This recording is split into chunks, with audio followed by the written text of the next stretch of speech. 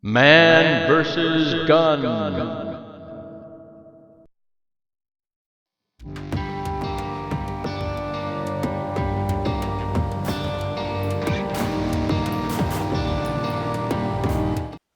Okay, shooters, here's this Smith and Wesson M&P. Let's look at the weight.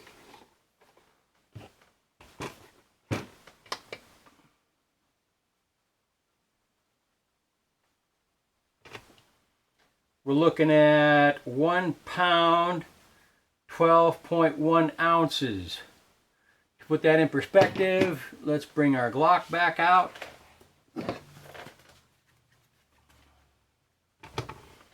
And see how much ammo we got to add.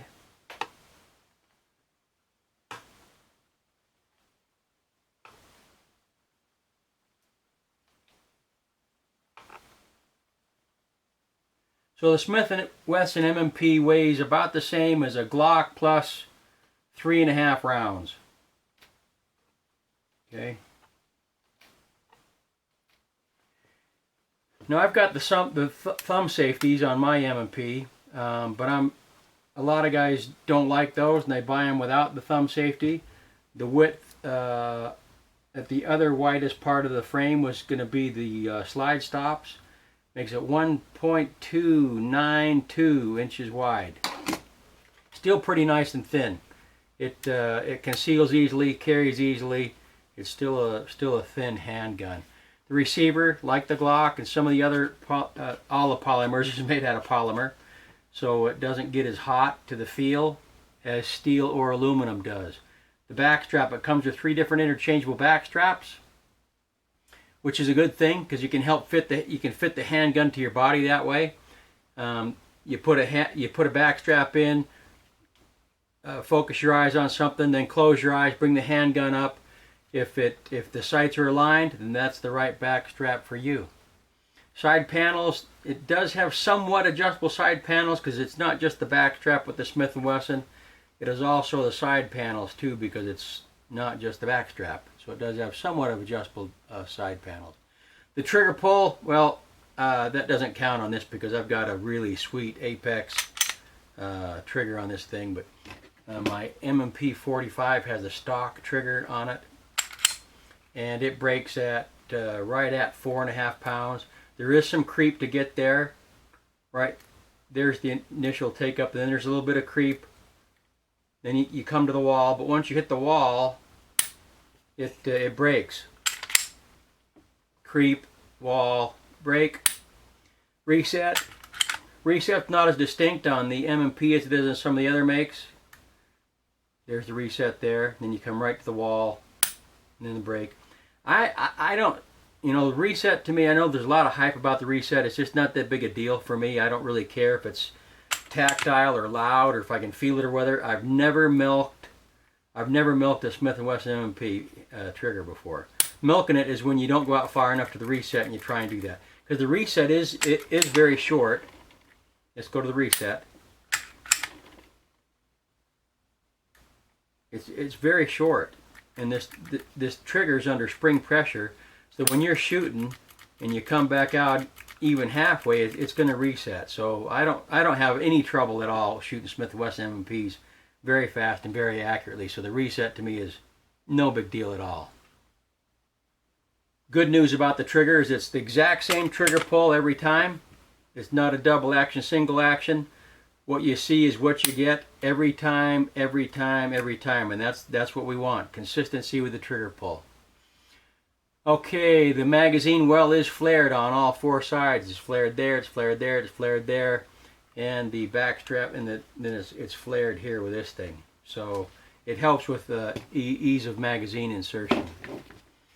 The safety, let's go back to this one here.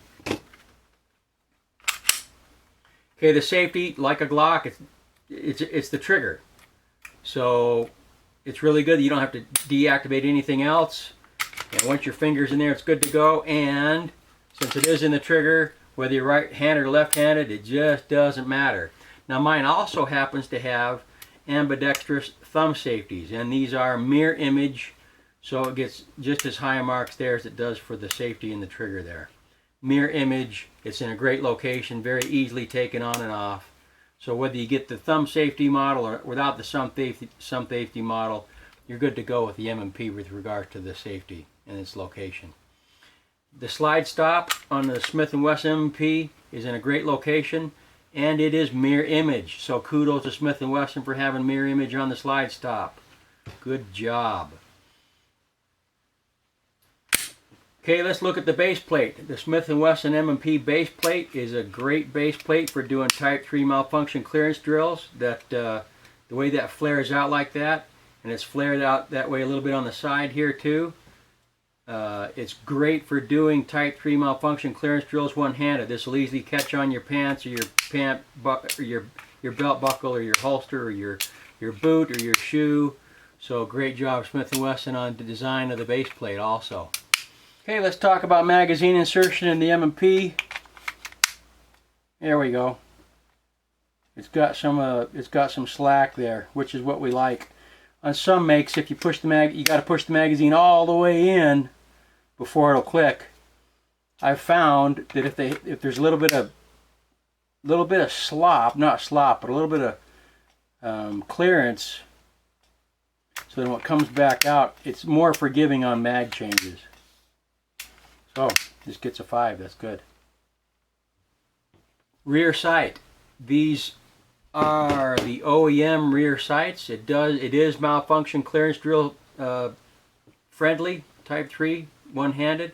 It's easy that'll catch on your belt buckle, your holster. It works really well. The design of the sights with the Smith & Wesson M&P is pretty dang good. They're steel for one thing. They're not plastic like a Glock. It's easy to black out those white dots if they get confusing for you. The front sight's not too wide, not too narrow. So the design of the sights is really good on the Smith & Wesson M&P. There is 3 slots for lights or lasers, which is nice. It's nice to have options there. So that's a good thing. This is not optics compatible. So let's go out to the range and shoot the Smith & Wesson M&P and see how it does. The Smith & Wesson M&P is a soft recoiling handgun compared to other 9s. Even compared to other polymer framed handguns, the Smith & Wesson M&P seem to have less muzzle flip and a little bit softer recoil. Some Smith & Wesson M&P 9s do suffer from accuracy issues.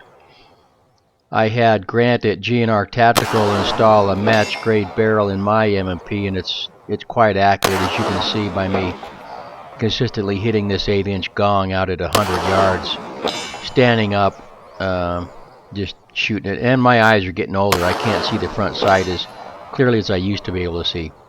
But all M&Ps are smooth shooting, nice shooting. Trigger is good on them. They're fun to shoot. They're a nice handgun.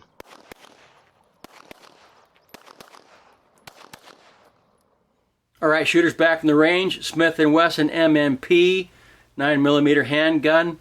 I like the Smith & Wesson. A couple reasons. I really like the fact that an American company, Smith & Wesson, has proven that the Europeans are not the only ones that can make an accurate, reliable handgun. So this is an accurate and reliable polymer handgun, all American made. I like that.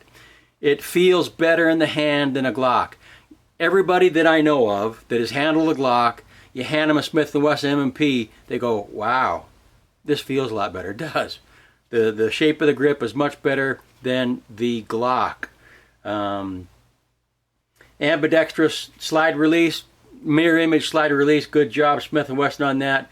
Good job on the thumb safety model that is both mirror image thumb safety, and if you don't like the thumb safety model, you still have the trigger safety in there. So running it left hand or right hand, the only thing this lacks is a magazine release that can be used with both hands. But it shoots really nice, it's accurate, it's reliable, it'll do the job for you. I enjoyed making the video. I hope you enjoy watching it. Thank you for watching my videos. Any comments or questions, please post them below, and we'll see you next time.